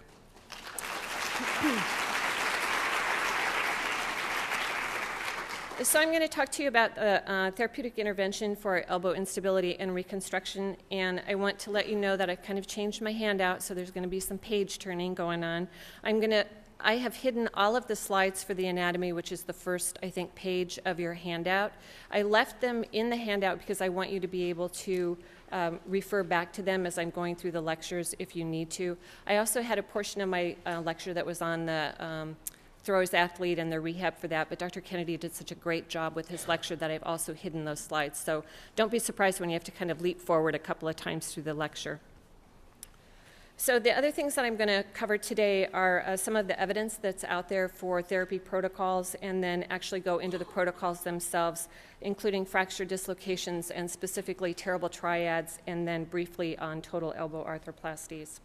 Dr. Kinetic went through the biomechanics, and I think the important part for us are the dynamic stabilizers, because that's really something that we can use during our therapy protocols, and I'll go into that a little bit more when we get into the dislocations themselves. So when you start to read a little bit about elbow instability, it's really described as a spectrum ranging from something relatively simple, such as an MCL attenuation and throwing athlete, all the way up to those flail elbows and any combination of those things in between. So likewise, I think that not only is there a spectrum of the instability, but there's also a spectrum for our therapy intervention, from something really pretty easy and sort of a basic foundation that I assume everyone in this audience already knows about. Things like edema reduction, wound management, when to use modalities. I would also include outcome measures in that. I think that we all need to be good about making sure that we're doing pre-treatment outcome measures, and then when they're also discharged. And then as you move up that spectrum of elbow instability, I think you're also moving up the spectrum of therapy intervention. It becomes more complicated as the instability becomes more complicated. So that's going to include some protected range of motion, knowing that there's some options that are available for which kind of orthosis you might be using, and recognizing that there are the potential for complications, what those complications are, and what happens if a patient comes into your clinic with that complication glaring you in the face. And then finally, as you move up towards the far end of the more complex end of the instability, it's now become a multi-system involvement. There's osseous and soft tissue structures that are involved, and it really requires critical thinking on our parts to make sure that we're protecting the surgical structures, but also regaining as much functional range of motion as we can for the patients. So some of the things that I'd like to have you consider when you're developing your treatment plan. Obviously, if the patient is a smoker, there's the potential for them to have a delayed union or for the soft tissues to have delayed healing. The cognitive status, some of these protocols are a little bit tricky in terms of which position their forearm needs to be in and what kind of splint or orthosis they need to be wearing all the time. If the patient is not able to participate actively with you and they have memory issues or they're just not really able to grasp the concept, it makes more sense for you to delay mobilizing them so that they can have a little bit of a stiff joint. It's much easier for us to deal with a stiff joint later on than the surgeons having to deal with a recurrent instability and have to go back in surgically. Remember to consider their past medical history. Are they osteoporotic? Is that why their elbow fracture was so bad? Are they diabetic? Are they HIV positive? Anything that you think is going to impact the time frame for you to either delay the protocol or move it forward more quickly. And then obviously the physical demands of the patient. Are they having to use a walker or a cane for ambulating? Or are they a high-level athlete like Dr. Kennedy was talking about? So obviously the goals of the therapy are to maintain the elbow stability, but also regain range of motion. But I think one other big goal of our therapy needs to be patient education. They need to know that they're not going to have full range of motion. They've probably heard it from the surgeons, but really I think that the patients, they're so bombarded with all of this information, and if they keep hearing it over and over and over again that they're not going to have full range of motion more than likely, I think that that's an important thing for us to include. So what is the evidence for therapy protocols? Every year, I think I stand up here and say there's really no high-level randomized controlled studies for therapy protocols specifically. There's not a study that says if you have a terrible triad patient, you should start range of motion on the second day versus the 12th day and have a good controlled trial for that. So given that we don't have that good high-level evidence, that means that we have to have sound anatomical and biomechanical science to back up our protocols. And then you can have a good rational conversation and intelligent conversation with the surgeons about your thoughts about either delaying the protocol or moving them forward. So let's kind of dive into the elbow dislocations. We know that it's primarily the mechanism of injury is a fall onto an outstretched hand, and it's definitely a cascade of injury, usually with a valgus and axial force. So in the more simple elbow dislocations, the question is, are they stable or unstable? And the second question is going to be, what is the safe arc of motion that we can allow the patient to run through to keep their elbows stable? So if they're stable, they may be able to perform full range of motion. Depends on that safe arc of motion. They're most likely are going to be put into a posterior splint immediately post-reduction in the ED, and then could be converted to a hinged orthosis depending on their stability. And the active range of motion should begin pretty quickly, at least within the first 5 to 7 days, to be sure that they don't develop stiffness. If it's a non-operative case but they are unstable, then they would be in some kind of a posterior elbow orthosis, possibly hinged, and we're going to have a little discussion about that later. The forearm position we're going to talk about later. They're probably going to have their extension blocked to about 30 degrees. That seems to be kind of the standard stable position, and they would begin protected range of motion. If their elbow is being blocked to 30 degrees initially, then you need to be sure to increase their elbow extension by about 10 degrees every week so that they don't end up with the elbow flexion contracture. If they're having a hard time regaining their elbow extension, they could certainly be put into a nighttime serial extension orthosis while they're sleeping at night. You would discontinue the orthosis at 6 weeks and then begin strengthening at 8 weeks, focusing on the triceps so they don't have a flexion contracture. So let's move forward and talk specifically about the lateral collateral ligament. Sorry, this is looking funny.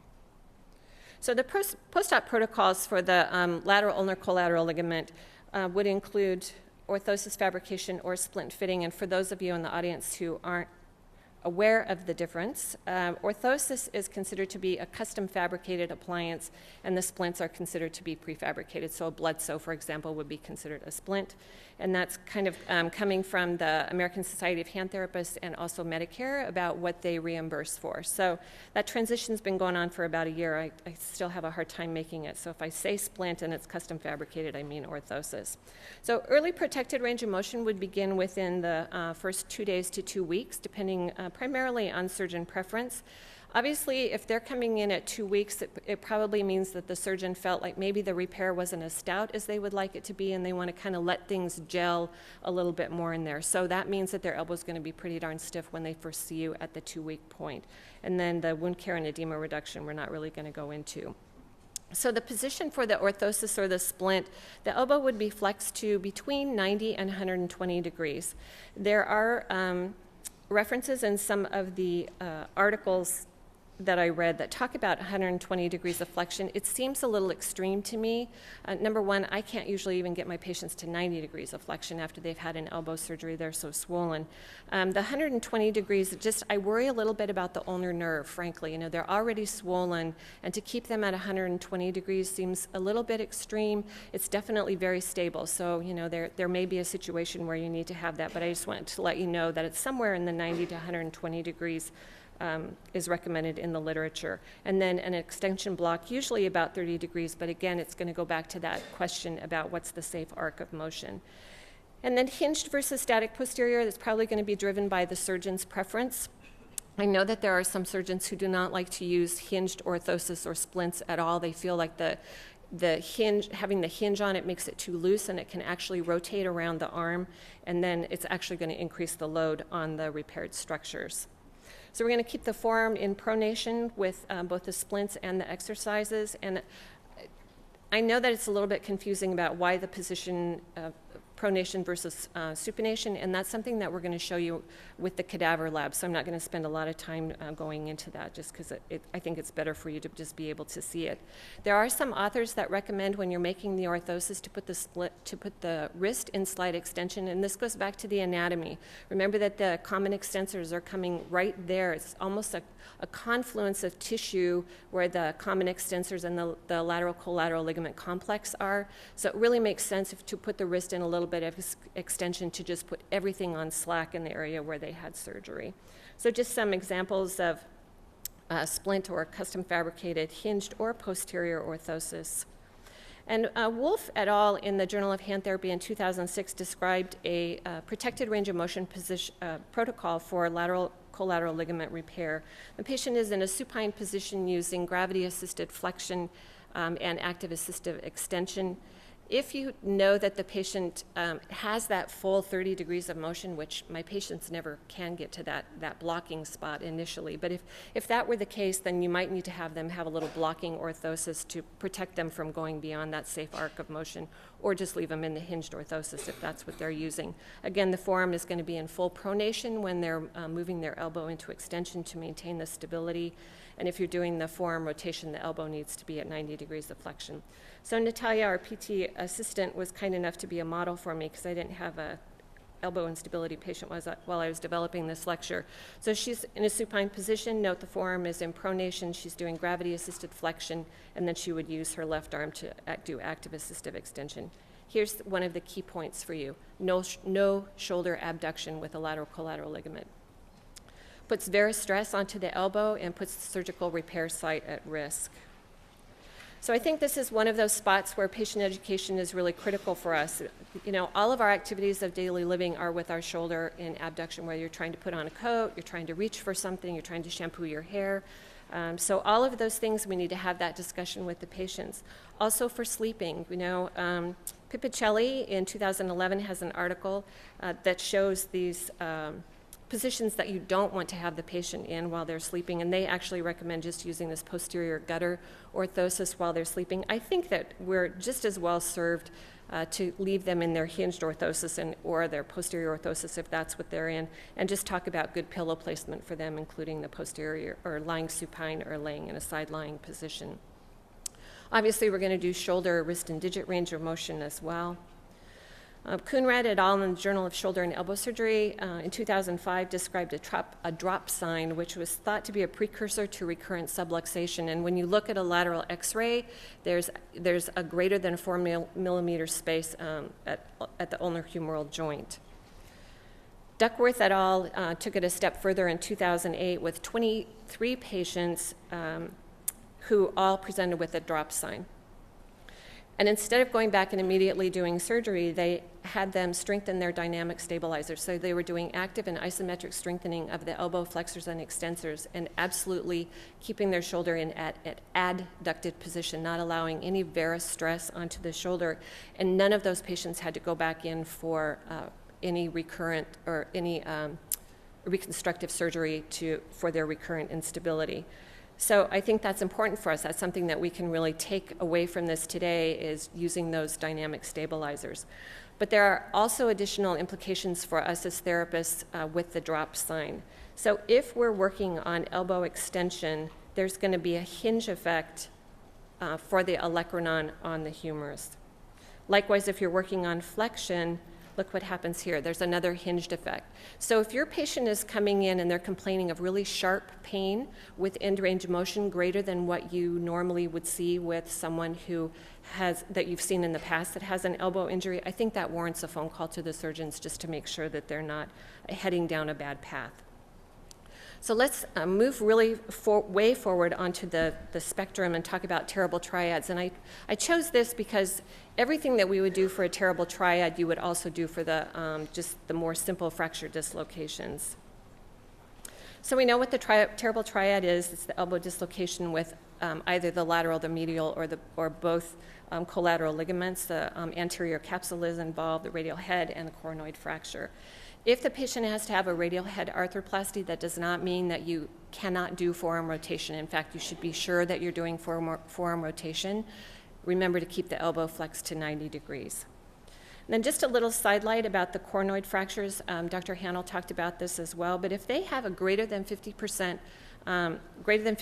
of their process is fractured, the elbow is unstable even if they have intact ligaments. So we need to be sure that we're not doing passive elbow extension in that situation, because you can actually create elbow instability again even though their ligaments are intact. So just a little sidelight about that.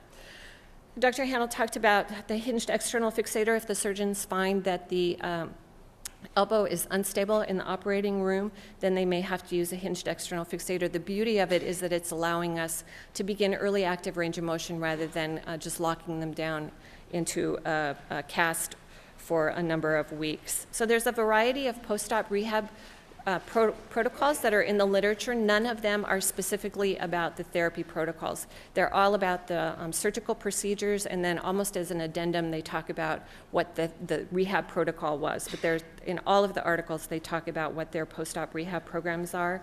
It's always early active motion. We have the beauty of having the fixator on there, so now we know that the elbow is stable. Usually in the range from 1 to 7 days is the time that you begin your active range of motion.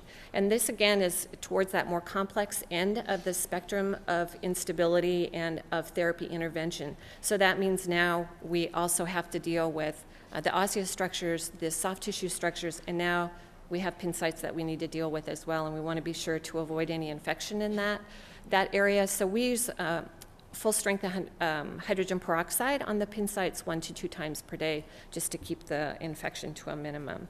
I think that there's not any other time that's more important for you to have communication with the surgeons than with a terrible triad when you're talking about elbow instability.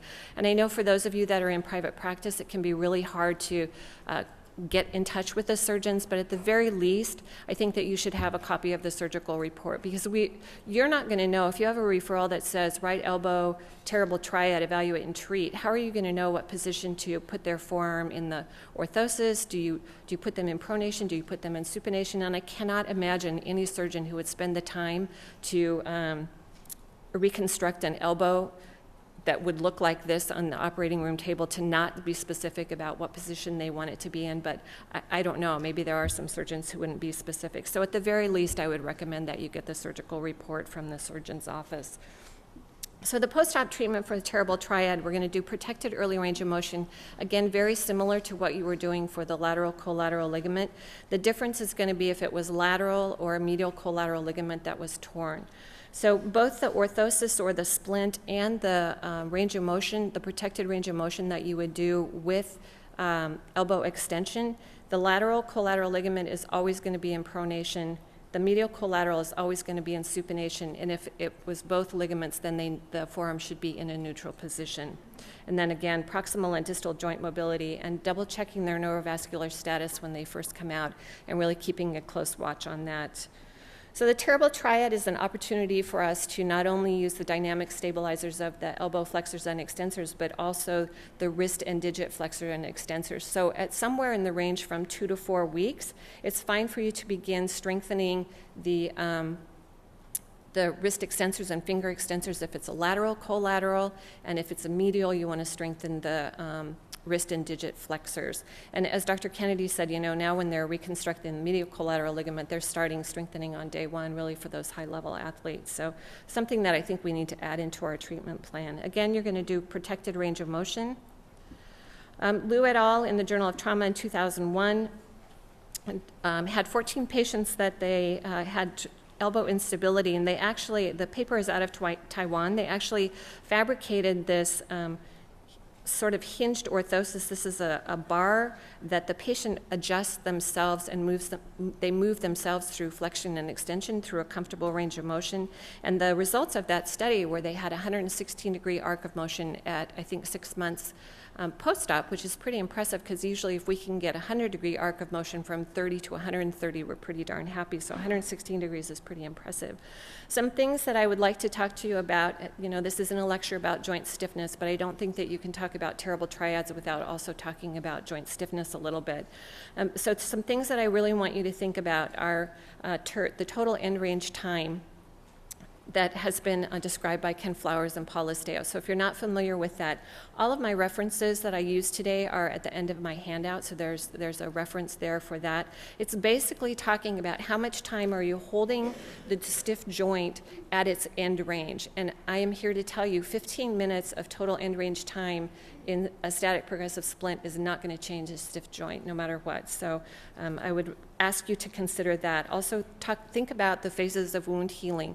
You know, where are you in that phase, and can you move the protocol forward a little bit quicker because you know that they're starting to get a little bit stiff.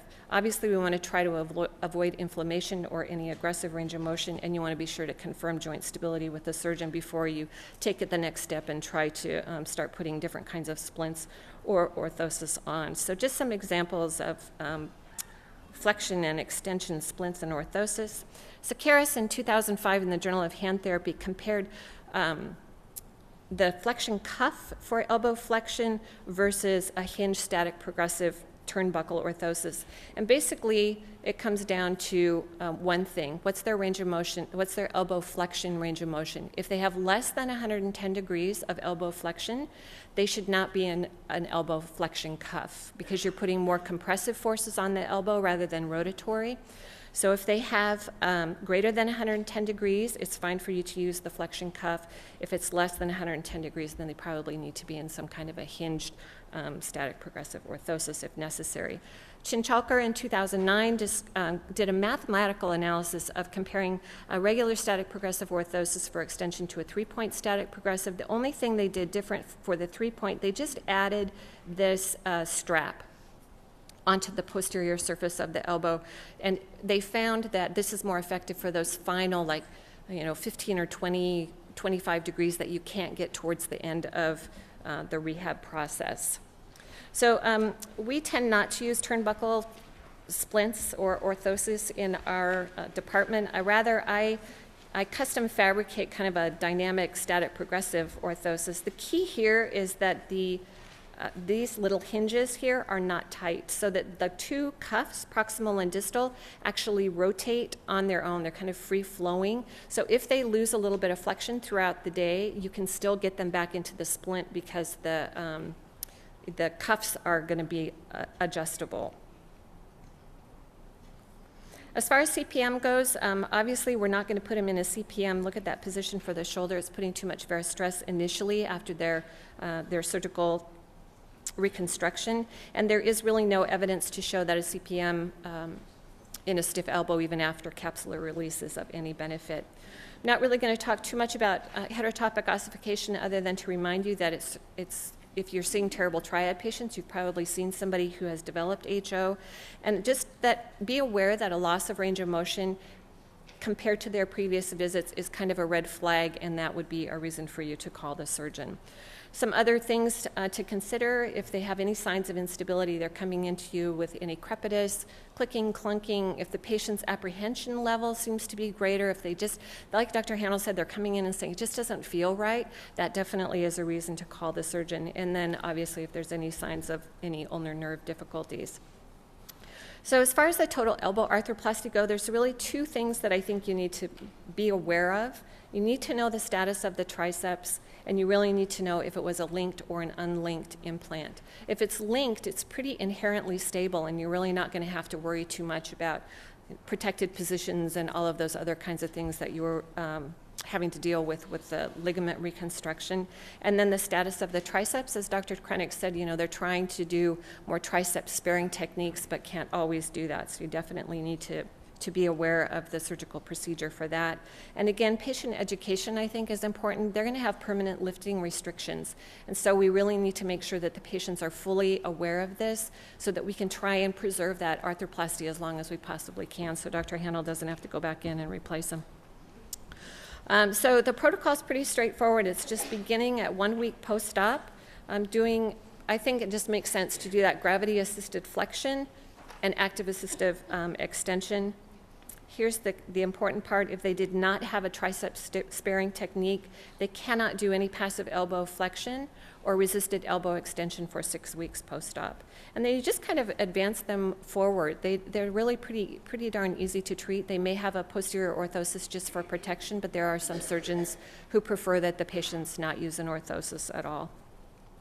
So the two key points that I hope that you got from this lecture today are that we really need to use dynamic stabilizers as part of our treatment plan, and to know the safe positions for each individual or both ligament that has been reconstructed. Thank you.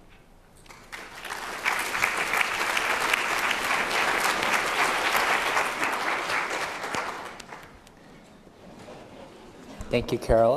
Hopefully everybody got a great overview of the anatomy and also the relevant biomechanics. Dr. Hanel and also Carol reemphasized, I think, the therapy process for a complex elbow injury. It's really the relationship between the patient, the surgeon, and the therapist, and really staying in communication. And also we're looking at elbow stabilization and strengthening. It includes the shoulder, elbow, wrist, and fingers. Especially in somebody who comes in with a subtle instability, it's important to really emphasize the dynamic stabilizer and doing some of the strengthening early on. Some of the very, very subtle posterolateral instability oftentimes do not require another surgery. With good therapy, especially strengthening of the wrist flexors and extensors, oftentimes you can confer stability again. So any questions for Carol before we switch gears to the cadaveric session? Yeah.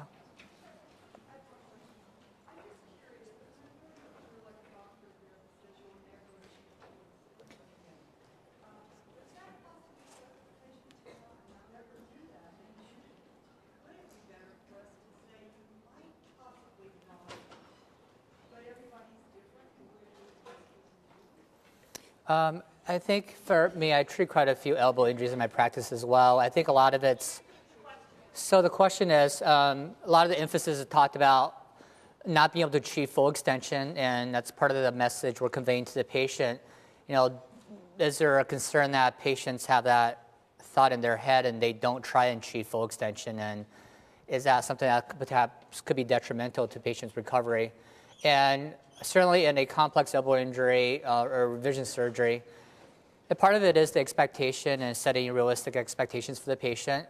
For me personally, though, I think I use that as part of the education process, that extension is much tougher to achieve post-operatively, and flexion, for the most part, is much easier. That patient Dr. Hanel talked about who wants to be able to put a Big Mac to his mouth, be able to eat, I think that's part of everyday activities is flexion, being able to hygiene, wash your hair, and eating. Flexion is much easier to gain back. So I think for me personally, if I'm doing a contracture release, HO takedown, I'll emphasize the extension part of it a lot more. but also let the patient know that they may not gain full extension. They may be 10 degrees, 20 degrees short, but really concentrate on the extension as a big part of the process. So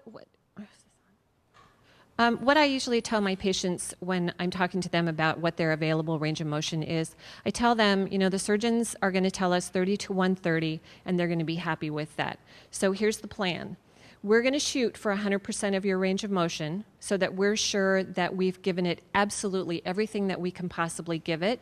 And at the end, we're not going to have any regrets about whatever range of motion you end up with, so that encourages them. Because for me, the patients come in and say, well, the doctor said I'm only get 30 to 130. I want 100%. Well, you know, I do too. I want them to have 100% of their range of motion. So if I tell them that my goal is also for them to have 100% of their range of motion, but that I know that there's a possibility that they're not going to get it, they have confidence that I'm doing everything that I can possibly do for them, and that encourages them to kind of push through it as much as they can. And then if we end up with only 30 degrees, we all know that we've given it our best shot.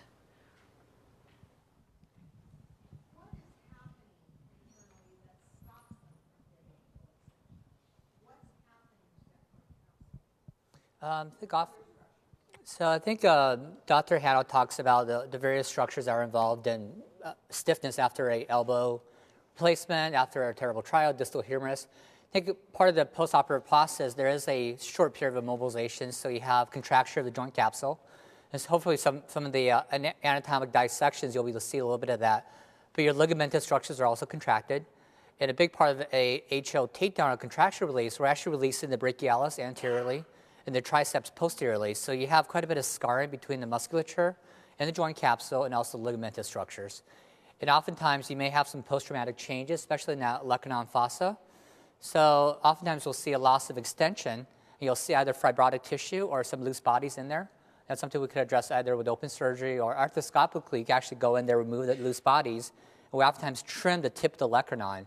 You could lose 25–50% of your olecranon and still have fairly good stability. So part of the surgery, sometimes we actually have to resect part of the tip of the olecranon process to help them regain extension. So it's a multitude of factors, and I think we're looking, surgically we're treating them one at a time. Usually we go after the bony and then the capsular, and oftentimes we try not to. Sometimes the ligaments have to be resected and reconstructed as part of the mobilization process. Yeah. When you're talking about the total elbow arthroplasty, the lifetime ankle lifting precautions for the So mostly we're telling patients 10 pounds. It's fairly arbitrary, and I think if you talk to the patients afterwards who've gone through a total elbow, they're probably, for the most part, not being compliant with the 10 pounds, because it's hard to do 10 pounds lifting lifetime. But I certainly counsel patients that, you know, really, realistically, you should not. But Dr. Hanna was saying the average lifetime is 7 to 10 years. So especially if you're operating on a post-traumatic patient who was in their 50s, that's really a last resort. You try not to do it. Elbow fusion may be a consideration.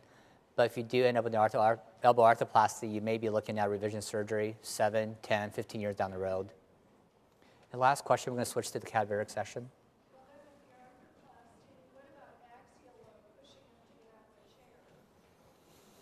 So I'm not aware, I don't know if any of the in the audience, but I'm not aware of any biomechanical studies as far as axial loading, but it's certainly a concern.